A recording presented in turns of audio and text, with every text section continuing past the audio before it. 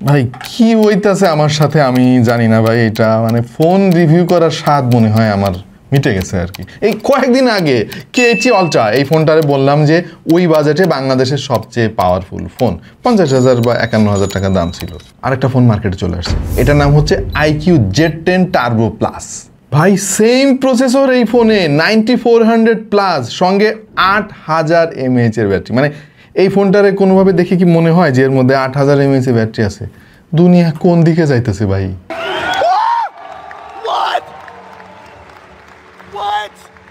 Anyway, presenting iQ Z10 Turbo Plus।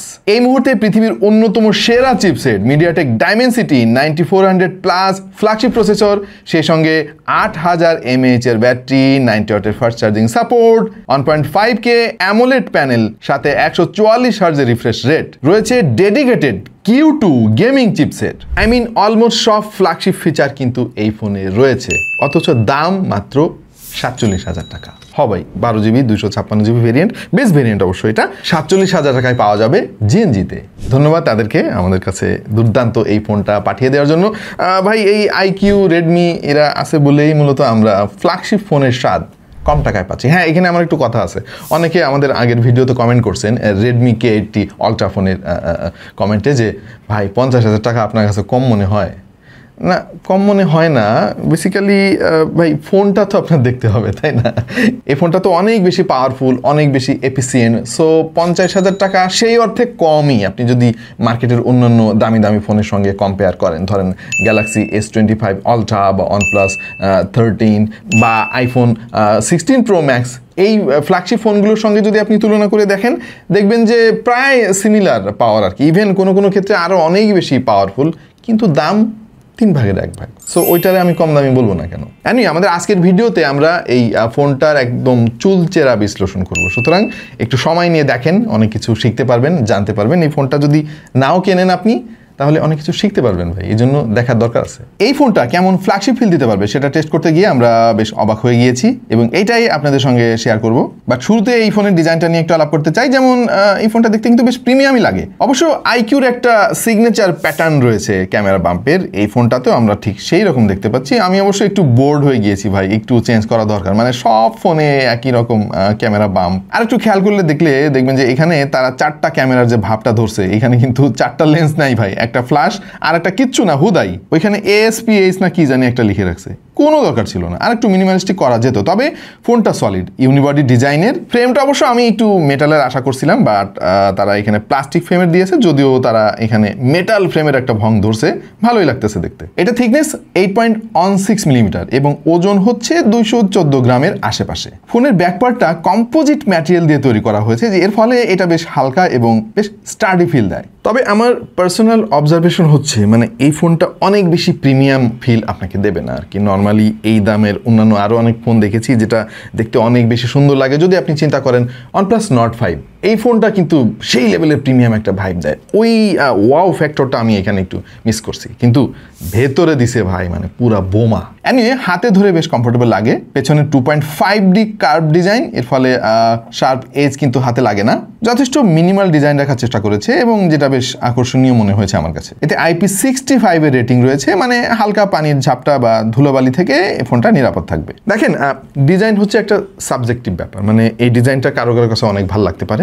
আমার personally এটা design খুব একটা ভালো লাগে নাই। ডিসপ্লেটা যথেষ্ট ভালো, 1.5K AMOLED ডিসপ্লে, যার সাইজ হচ্ছে 6.78 ইঞ্চি, যথেষ্ট বড়ই বলতে হবে। সিঙ্গেল হ্যান্ডে এটা অপারেট করাটা একটু কষ্টসাধ্য হতে পারে কারো কারোর জন্য। তবে PPI এর অভাব নাই, প্রায় 450 PPI ব্যবহার করেছে তারা, খুবই শার্প পিকচার কোয়ালিটি পাওয়া যাচ্ছিল। এটা ব্রাইটনেস সর্বোচ্চ 2000 নিটস, যেটা আমার কাছে মনে হয়েছে যে আউটডোরের জন্য ঠিকঠাকই আছে। ইনডোরে এটার ব্রাইটনেস নিয়ে কমপ্লেন করার কোনো সুযোগ নাই। সে সাথে 4320 হার্টজের PWM DC ডিমিং রয়েছে, এর ফলে রাতের বেলায় আপনি ব্রাইটনেস অনেক কমিয়ে দিতে পারবেন।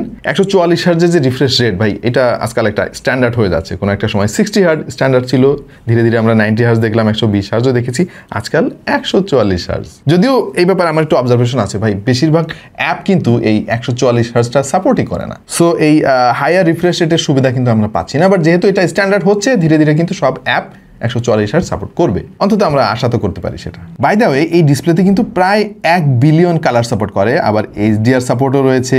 P3 ওয়াইড মোড থাকায় কালার রিপ্রোডাকশন অনেক বেশি ভিভিড এবং ডিটেইল আমরা পেয়েছি। এই ডিসপ্লের আরেকটা বৈশিষ্ট্য রয়েছে 360 হার্জের টাচ স্যাম্পলিং রেট। গেমিং এর সময় ভাই সুপার স্মুথ রেসপন্স পাওয়া যাবে। ওয়েল মানে এইটারে না একেবারে সেরা ডিসপ্লে বলা যাচ্ছে না, যে এর চাইতে ভালো ডিসপ্লে আর মার্কেটে নাই, আছে ভাই, কিন্তু খুব একটা খারাপও বলা যাচ্ছে না যদি আপনি এটার দামটা মাথায় রাখেন। এই মুহূর্তে পৃথিবীতে স্মার্টফোনের যতগুলো চিপসেট এক্সিস্ট করে তার মধ্যে অন্যতম পাওয়ারফুল চিপসেট হচ্ছে 9400+। এটা নিয়ে কোনো তর্ক নাই ভাই। আমরা 3.2 মিলিয়ন AnTuTu স্কোর কিন্তু দেখতে পেয়েছি এই সেম চিপসেটে, হুইচ ইজ ক্রেজি। ইভেন স্ন্যাপড্রাগনও কিন্তু পেরে উঠতেছে না মিডিয়াটেকের সঙ্গে। একটা সময় আমরা মিডিয়াটেকে মদন টেক বলতাম ভাই, আর কোনো ফোনে মিডিয়াটেক থাকলে আমরা বলতাম যে অ্যাভয়েড দিস ফোন। আর এখন মার্কেটের 1 নাম্বার চিপসেট ম্যানুফ্যাকচারার হচ্ছে মিডিয়াটেক। শুধু স্ন্যাপড্রাগন না, এই মিডিয়াটেকের সঙ্গে এখন গুগলের টেনসর থেকে শুরু করে স্যামসাংয়ের এক্সিনোস, হুয়াওয়ের কিরিনও সুবিধা করতে পারতেছে না। হ্যাঁ, শাওমির একটা চিপসেট চলে আসছে Xring 01। এই চিপসেটটা শুনতেছি যে মিডিয়াটেককে টক্কর দিতে পারে আর কি, দেখা যাক, সময় বলে যাবে। তবে ভাই এত কম দামে এই চিপসেটের ফোন আমাদের হাতে চলে আসবে এত দ্রুত, আমার কাছে বেশ মজা লাগছে ব্যাপারটা। 9400+ হচ্ছে 3 ন্যানোমিটার বেসড অক্টা কোরের একটা চিপসেট। 8টা কোরের মধ্যে একটা আপনি পাবেন ARM Cortex X925, যাতে 2 মেগাবাইট L2 ক্যাশ রয়েছে, আর এটার স্পিড হচ্ছে 3.73 GHz। বাকিগুলোর মধ্যে 3টা রয়েছে ARM Cortex X4, maximum speed 3.3 GHz, আর 4টা রয়েছে ARM Cortex A720, যার স্পিড হচ্ছে 2.4 GHz। 12 মেগাবাইটের L3 ক্যাশ আছে এতে। ভাই রে ভাই, মানে ক্যাশ মেমোরি তো আপনারা অনেকেই জানেন পৃথিবীর সবচাইতে দামি মেমোরি হচ্ছে ক্যাশ মেমোরি। আরও রয়েছে 10 মেগাবাইটের SLC, মানে সিঙ্গেল লেভেল সেল। যারা বোঝেন না একটু সহজ করে দিই ভাই আপনাদেরকে। একটা চিপসেটে যত বেশি SLCর মেমোরি তত বেশি স্পিড। সিঙ্গেল লেভেল সেল বা SLC NAND প্রতি সেলের জন্য মাত্র 1 বিট ডেটা সংরক্ষণ করে রাখে। সেলটি 0 অথবা 1 এর মধ্যে মাত্র একটা তথ্য সংরক্ষণ করে রাখে। এর ফলে ডেটা স্পিড হয় আরও অনেক বেশি স্মুথ এবং ফাস্টার। এই SLCর সর্বোচ্চ ধারণ ক্ষমতা 1 লাখ প্রোগ্রাম পার ইরেজ। তার মানে হচ্ছে একবারে 1 লক্ষ ডেটা কিন্তু ও মুছতেও পারে, আবার নতুন করে রাইটও করতে পারে। এবং মূলত এই কারণে অন্যান্য NAND-এর তুলনায় এই SLC এত বেশি ফাস্টার। আরে কেনা কে চাতে হো ভাই, মানে মাথার ওপর দিয়ে আমারও গেছে, আপনাদেরও গেছে, যাই হোক মাথাটা গরম হয়ে গেছে ভাই। প্রসেসর এবং তার এই খুঁটিনাটি ব্যাপারগুলো নিয়ে আমাদের একটু নাড়াচাড়া করতে বেশ ভালোই লাগে, আর আপনাদের সঙ্গে শেয়ার করতেও ভালো লাগে। আমরা এই ফোনটা হাতে আসার সঙ্গে সঙ্গে কিন্তু সমস্ত টেস্ট ফেস শুরু করে দিছি ভাই। AnTuTu স্কোর দেখে তো আমাদের চক্ষু ছানা বড়া ভাই। 27,13,231 হচ্ছে এর AnTuTu স্কোর। গিগবেঞ্চের সিঙ্গেল করে স্কোর এসেছে 2628, মাল্টি করে 8212। 3D মার্কে ওয়াইল্ড লাইফ স্ট্রেস টেস্টে আমাদের স্কোর এসেছে 13,657, সোলার বেতে 10,646, আর সোলার বের স্ট্রেস টেস্টে আমাদের স্কোর এসেছে 7,327। এই চার্টের দিকে একটু খেয়াল করে দেখেন, এ যাবৎকালে আমরা যতগুলো ফোনের টেস্টিং করছি ভাই, এখন এইটাই সবার উপরে। মানে এতদিন Redmi K80 Ultra আমাদের 1 নম্বরে ছিল চার্টে, এখন হচ্ছে IQ Z10 Turbo Plus। মানে কি ক্ষমতা আর বুঝতেই তো পারতেছে। এনিওয়ে, অনেকে কিন্তু এর চাইতে বেশি স্কোরও পাচ্ছে, আমরা পাই নাই। তার কারণ হচ্ছে আমরা অলরেডি এর এত বেশি প্রেশার দিছি, এত বেশি অ্যাপ ইনস্টল করছি, এই কারণে স্কোর এতটা কম আসছে। বাই দ্য ওয়ে, এটা কিন্তু বেস ভেরিয়েন্ট, মানে এটার 1 টেরাবাইট একটা ভার্সনও আছে 16 GB র্যামের সঙ্গে। ওইটার স্কোর কত হবে আপনি আবার চিন্তা করে দেখেন। এটা GPU হচ্ছে G925, যেটা যথেষ্ট পাওয়ারফুল, এবং এই ফোনের মধ্যে Q2 নামক একটা ডেডিকেটেড চিপসেট ব্যবহার করেছে তারা, যেটা এটার গেমিং এক্সপেরিয়েন্স কিন্তু আরও বেশি মানে বুস্ট করবে আর কি, এটা IQ দাবি করতেছে। এই ফোনটাকে ঠান্ডা করতে ব্যবহার করা হয়েছে 7000 স্কোয়ার মিলিমিটার আইস ডোম VC ভেপর কুলিং সিস্টেম। ভাইরে ভাই, আর ফোনটাতে আছে 12 GB LPDDR5X আলট্রা র্যাম, যার সাথে আবার 256 GB UFS 4.1 স্টোরেজ রয়েছে। ভাই খেয়াল করেন জিনিসটা, LPDDR5X তো দেখছি আমরা অনেক, কিন্তু UFS 4.1 এটা কিন্তু স্পেশাল একটা জিনিস। এর কারণে মানে কি বলবো আমি, র্যামের আর স্টোরেজের স্পিড কিন্তু এখন মানে 3 ভাগের 1 ভাগ পর্যায়ে আসছে। এর আগে ছিল 20 ভাগের 1 ভাগ। র্যামের যে স্পিড ওইটার চাইতে স্টোরেজের স্পিড থাকতো হচ্ছে 20/1 এখন কিন্তু ওইটা 3/1 কাছাকাছি চলে আসছে। মানে কিছুদিন পরে গিয়ে দেখবো যে মানে র্যামের স্পিড আর স্টোরেজের স্পিড প্রায় কাছাকাছি।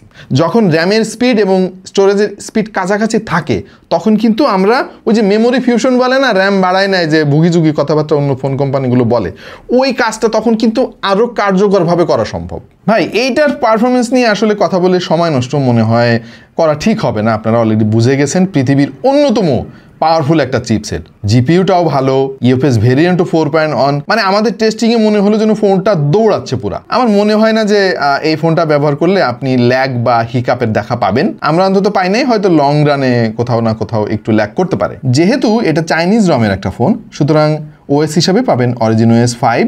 ইউআইটা বেশ ভালো, মানে খুব বেশি কমপ্লেন নাই, তবে অনেক বেশি ব্লটওয়্যার থাকে চাইনিজ রমের ফোনগুলোতে, এটা সবাই আপনারা জানেন। প্রচুর কাস্টমাইজেশনের অপশন এখানে আপনারা পাবেন। আমরা গুগল সহ অন্যান্য যত সার্ভিস রয়েছে গুগল রিলেটেড সব ইনস্টল করেছি, কোনো সমস্যা হয় নাই। তবে হ্যাঁ, এই চাইনিজ রমের ফোনগুলোতে কিন্তু একটা সমস্যা এখনও আছে, এইটা সম্ভবত সলভ হয়ে যাবে শুনতেছি। সেটা হচ্ছে নোটিফিকেশনের সমস্যা। মানে তাদের দেশে তো হোয়াটসঅ্যাপ নাই, চায়নায় গুগল নাই, ফেসবুক নাই, মেসেঞ্জার নাই, কিছুই নাই।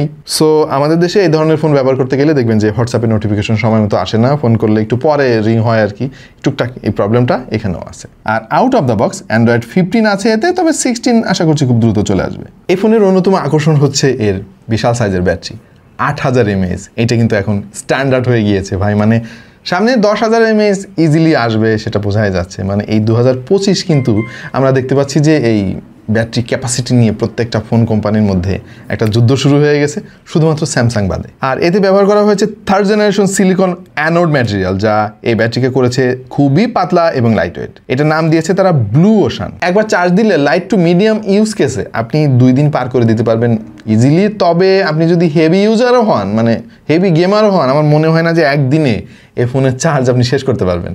আর সর্বোচ্চ 90 ওয়াট পর্যন্ত ফাস্ট চার্জিং সাপোর্ট করে। বক্সের মধ্যে তারা চার্জারও দিয়ে দিয়েছে। আমরা এই ফোনের চার্জিংয়ের সময় টেম্পারেচারও খেয়াল করেছি আমাদের থার্মাল ক্যামেরা দিয়ে, এবং খুব বেশি যে হিট হয়েছে সেটা জোর দিয়ে বলা যাবে না। তবে একটা জায়গায় আসলে অপূর্ণতা রয়ে গেল, এটা আমার পার্সোনাল ওপিনিয়ন, সেটা হচ্ছে ওয়্যারলেস চার্জিং। এই জিনিসটা যদি থাকতো না এতে, ভাই কি বলবো, একেবারে 16 গলা পূর্ণ হতো আর কি। এনিওয়ে, ওয়্যারলেস চার্জিং জিনিসটা কি কাজের মনে হয় আপনাদের কাছে? একটু কমেন্টে লেখেন তো আপনারা।